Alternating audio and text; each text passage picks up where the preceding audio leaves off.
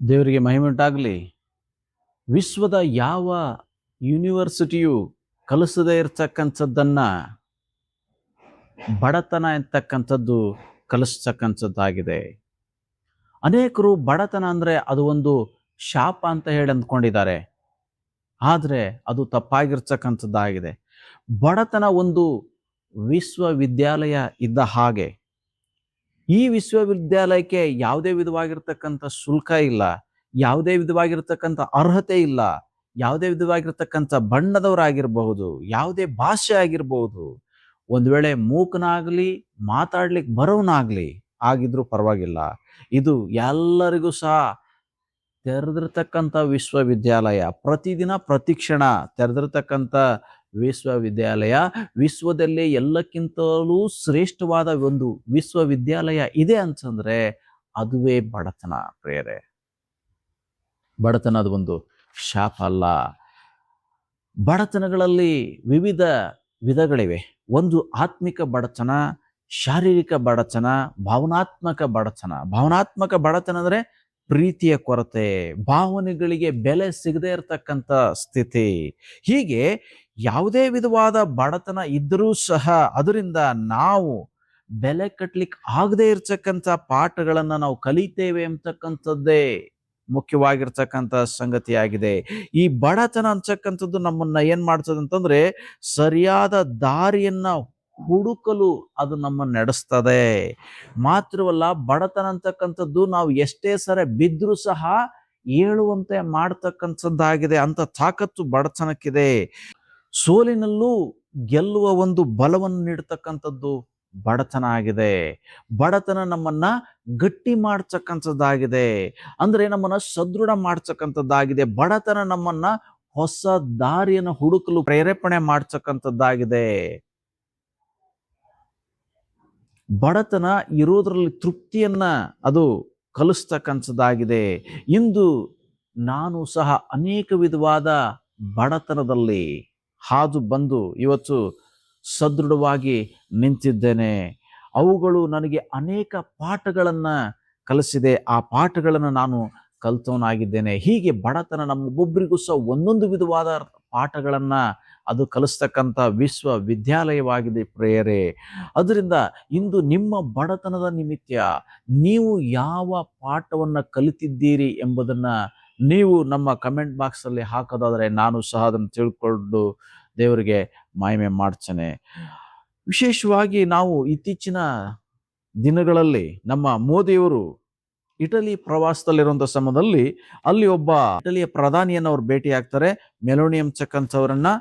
ಅವರಿಗೆ ಮೆಲೋಡಿ ಎಂಬತಕ್ಕಂಥ ಚಾಕ್ಲೇಟ್ ಅನ್ನು ಕೊಟ್ಟಿದ್ರ ಕುರಿತಾಗಿ ಇತ್ತೀಚಿನ ಜಾಲತಾಣಗಳಲ್ಲಿ ಅವ್ರ ಬಗ್ಗೆ ಅನೇಕ ವಿಧವಾಗಿರ್ತಕ್ಕಂಥ ವಿಡಿಯೋಗಳು, ಅವರ ಫೋಟೋಗಳನ್ನ ಹಾಕಿ ಟ್ರೋಲ್ ಮಾಡೋದನ್ನ ನಾವು ನೋಡ್ತಾ ಇದ್ದೇವೆ. ಹೀಗೆ ಈ ಮೆಲೋನಿ ಬಗ್ಗೆ ಸ್ವಲ್ಪ ನಾವು ಆಲೋಚನೆ ಮಾಡುವಾಗ, ಅವ್ರ ಬಗ್ಗೆ ನಾವು ಸ್ವಲ್ಪ ತಿಳಿದುಕೊಳ್ಳುವಾಗ, ಅವರು ಬಹಳ ಬಡ ಕುಟುಂಬದಿಂದ ಬಂದಂತವರಾಗಿದ್ದಾರೆ. ಇವರು ಇಟಲಿಯ ಪ್ರಧಾನಿಯಾಗಿರ್ತಕ್ಕಂಥ ಮೆಲೋನಿಯವರು ತುಂಬಾ ಕಡು ಬಡತನದಲ್ಲಿ ಬೆಳೆದು ಬಂದಂತವರಾಗಿದ್ದಾರೆ.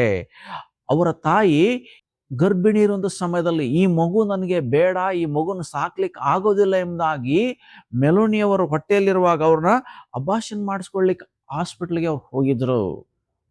ಇನ್ನೇನು ಆ ಮಗುನ ತೆಗೆಸ್ಬೇಕೆಂಬ ಆಲೋಚನೆಯಲ್ಲಿ ಅವರು ಇದ್ರು. ಹೇಗೋ ಕೊನೆಗೆ ಅವರು ಒಂದು ತೀರ್ಮಾನ ತೆಗೆದುಕೊಳ್ತಾರೆ. ಹೇಗೋ ಇದು ಒಂದು ಮಗು ಇದ್ರು ಇರ್ಲಿ ಅಂತ ಹೇಳಿ ಕೊನೆಗೆ ಆ ಒಂದು ಆಲೋಚನೆಯನ್ನ ಬಿಟ್ಟು ಅವರು ಬರ್ತಾರೆ. ಆ ನಂತರ ಹುಟ್ಟಿದವಳೆ ಈ ಮೆಲೋನಿ ಆಗಿದ್ದಾರೆ. ತುಂಬಾ ಕಡು ಬಡತನ. ಇವಳು ಹುಟ್ಟಿ 1 ವರ್ಷದಲ್ಲೇನೆ ಅವರ ತಂದೆ ಬಿಟ್ಟು ಹೋಗಿ ಬೇರೆಯವಳು ಮದುವೆ ಮಾಡಿಕೊಂಡು ಬೇರೆ ಸ್ಥಳದಲ್ಲಿ ಅವರು ವಾಸ ಮಾಡ್ತಾರೆ. ತಂದೆಯ ಪ್ರೀತಿ ಇಲ್ಲ, ತಾಯಿಯ ಸಂಪಾದನೆ ಸಾಕಾಗ್ತಲ್ಲ, ತುಂಬಾ ಕಷ್ಟ. ಹೀಗಿರುವಂತ ಸಮಯದಲ್ಲಿ ಈ ಮೆಲೋನಿ ಹಾಗೂ ಅವಳ ಅಕ್ಕ ಏನ್ ಮಾಡ್ತಾರೆ, ರಸ್ತೆ ಬದಿಯಲ್ಲಿ ಏನ್ ಮಾಡ್ತಾರೆ ಅಂದ್ರೆ ಸಿಡಿಗಳನ್ನ ಮಾರೋದ್ರ ಮೂಲಕವಾಗಿ ಜೀವನ ಮಾಡ್ತಾರೆ. ಮಾತ್ರವಲ್ಲ, ಮಕ್ಕಳನ್ನ ನೋಡ್ಕೊಳ್ತಕ್ಕಂಥ ಸ್ಥಳಗಳಲ್ಲಿ ಇವರು ದಾದಿಯರ ರೀತಿಯಲ್ಲಿ ಮಕ್ಕಳ ಪಾಲನೆಯ ಕೆಲಸವನ್ನು ಸಹ ಇವರು ಅಕ್ಕ ತಂಗಿ ಚಿಕ್ಕ ವಯಸ್ಸಿನಲ್ಲೇ ಮಾಡ್ತಾರೆ. ಹೀಗೆ ಓದ್ಲಿಕ್ಕೆ ಬಹಳ ಅನಾನುಕೂಲತೆಗಳು, ಕಷ್ಟಗಳು, ಹೀಗೆ ವಿಪರೀತವಾಗಿರ್ತಕ್ಕಂಥ ಕಷ್ಟಗಳಲ್ಲಿ ಈ ಮೆಲೋನಿಯವರು ಹಾದು ಬರ್ತಾರೆ.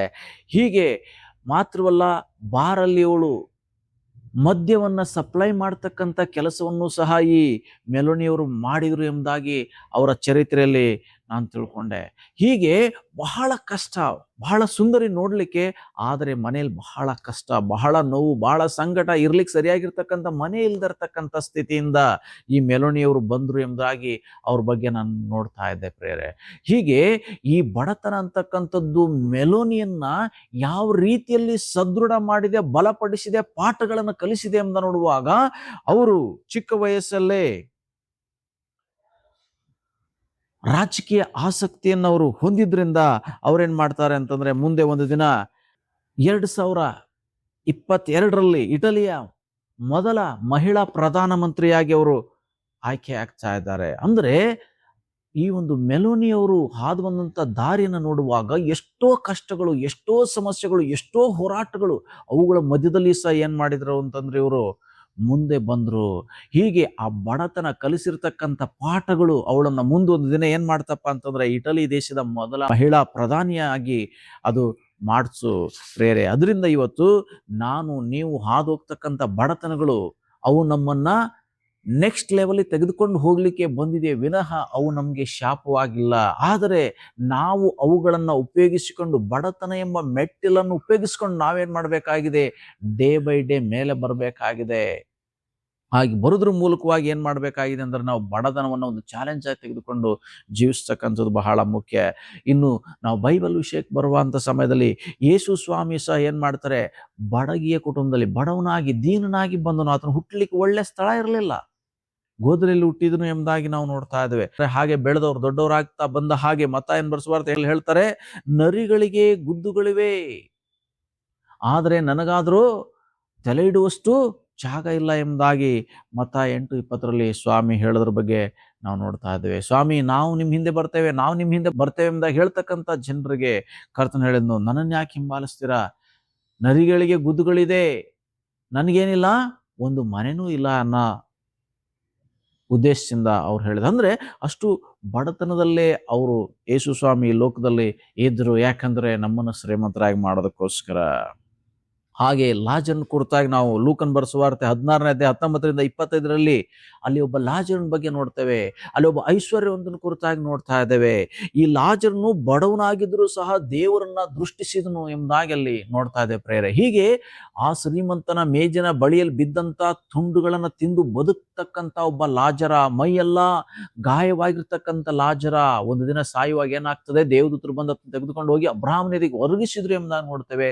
ಆದರೆ ಈ ಶ್ರೀಮಂತ ಈ ಲೋಕದಲ್ಲಿರುವಾಗ ಎಲ್ಲ ವಿಧವಾಗಿರ್ತಕ್ಕಂಥ ಸುಖ ಭೋಗಗಳನ್ನ ಅನುಭವಿಸಿರ್ತಕ್ಕಂಥ ಈ ಐಶ್ವರ್ಯವಂತ ದೇವರನ್ನ ದೃಷ್ಟಿಸಲಿಲ್ಲ, ಪಾಪದಲ್ಲಿ ಜೀವಿಸಿ ಸತ್ತು ಹೋಗ್ತಾನೆ. ಅವನು ಏನಾಗ್ತದಾನೆ, ನರಕಕ್ಕೆ ಹೋಗೋದ್ರ ಬಗ್ಗೆ ನಾವು ನೋಡ್ತಾ ಇದ್ದೇವೆ ಪ್ರೇರೆ. ಹಾಗೆ ಇವತ್ತು ಬಡತನ ನಮ್ಮನ್ನ ಏನ್ ಮಾಡ್ತಕ್ಕಂಥದ್ದಾಗಿದೆ, ಮೇಲೆ ದೇವರ ಸನ್ನಿಧಿಗೆ ಸೇರಿಸ್ತಕ್ಕಂಥದ್ದಾಗಿದೆ. ಐಶ್ವರ್ಯ ಕೆಟ್ಟದ್ದು ಎಂಬುದಾಗಿ ನಾನು ಹೇಳ್ತಾ ಇಲ್ಲ, ಬದಲಾಗಿ ಐಶ್ವರ್ಯವಂತರಾಗುವಾಗ ಅನೇಕ ಸಾರಿ ಏನ್ ಮಾಡ್ತೇವೆ ಅಂದ್ರೆ, ನಾವು ದೇವರ ಮೇಲೆ ಗಮನವನ್ನು ಬಿಟ್ಬಿಡ್ತೇವೆ, ಭಕ್ತಿಯನ್ನು ಬಿಟ್ಬಿಡ್ತೇವೆ. ಹಾಗೆ ಅಲ್ಲಿ ವಚನದಲ್ಲಿ ತಿಳಿಸ್ತಾ ಇದೆ, ಐಶ್ವರ್ಯವಂತ ದೇವರನ್ನ ಅವನು ಸ್ಮರಿಸ್ಲಿಲ್ಲ, ಬರೇ ಆಡಂಬರವನ್ನು ಮಾಡೋದ್ರಲ್ಲಿ, ಎಂಜಾಯ್ ಮಾಡೋದ್ರಲ್ಲಿ ಅವನು ಸಮಯ ಕಳೆದ ಎಂಬುದಾಗಿ ನೋಡ್ತಾ ಇದ್ದೇವೆ. ಅದರಿಂದ ಇವತ್ತು ನಾವು ಲಾಜರನಂತೆ ದೇವರಿಗೆ ಎದೆಗೆ ಒರಗಿಕೊಳ್ಳಿಕ್ಕೆ ಇರ್ತಕ್ಕಂಥ ಏಕೈಕ ಮಾರ್ಗ ಇದು. ಆತ್ಮದಲ್ಲಿ ಬಡವರಾಗಿರೋ ಧನ್ಯರು, ಪರಲೋಕ ರಾಜ್ಯ ಅವ್ರದ್ದು ಎಂಬುದಾಗಿ ಮತ್ತಾಯನ ಬರೆಸುವಾರ್ತೆಯಲ್ಲಿ ಯೇಸು ಸ್ವಾಮಿ ಹೇಳೋದ್ರ ಬಗ್ಗೆ ನಾವು ನೋಡ್ತಾ ಇದ್ದೇವೆ. ಅದರಿಂದ ಇವತ್ತು ನಮ್ಮ ಬಡತನ ಯಾವುದೇ ಇರಲಿ, ಅದರ ಮೂಲಕವಾಗಿ ನಾವೇನ್ ಮಾಡ್ಬೇಕಾಗಿದೆ, ಹೊಸ ದಾರಿಯನ್ನು ಕಂಡುಕೋಬೇಕು. ಇಲ್ಲಿ ಲಾಜರನ ಅದೇ ರೀತಿ ಕಂಡುಕೊಂಡು ಆತನು ಕರ್ತನ ಸನ್ನಿಧಿನ ಸೇರಿದ್ನ ಎಂಬ ನೋಡ್ತೇವೆ. ಹಾಗೆ ಚರಾಪ್ತದ ವಿಧವೆ ಕುರಿತಾಗಿ ನಾವು ನೋಡ್ತಾ ಇದ್ದೇವೆ. 1 ಅರಸುಗಳು 17ನೇ ಅಧ್ಯಾಯ ವಚನ 8-16ರಲ್ಲಿ ನಾವು ನೋಡ್ತಾ ಇದ್ದೇವೆ. ಈ ಚರಪ್ತದ ವಿಧವೆಗೆ ಒಬ್ಬ ಮಗ ಇದ್ದಾನೆ, ಆ ದೇಶದಲ್ಲಿ ಬರ ಬಂದಿದೆ, ಸ್ವಲ್ಪ ಹಿಟ್ಟು ಸ್ವಲ್ಪ ಎಣ್ಣೆ ಇದೆ. ಆ ಪ್ರವಾದಿ ಅವರ ಮನೆಗೆ ಬರುವಂತ ಸಮಯದಲ್ಲಿ, ಎಲೆಯನ್ನತಕ್ಕಂಥ ಪ್ರವಾದಿ ಅವ್ರ ಮನೆಗೆ ಬರುವಂತ ಸಮಯದಲ್ಲಿ ಇದ್ದಂತ ಎಣ್ಣೆಯನ್ನ ಉಪಯೋಗಿಸಿ, ಹಿಟ್ಟನ್ನು ಉಪಯೋಗಿಸಿ ಒಂದು ರೊಟ್ಟಿ ಮಾಡಿಕೊಡ್ತಾ ಇದ್ದಾಳೆ.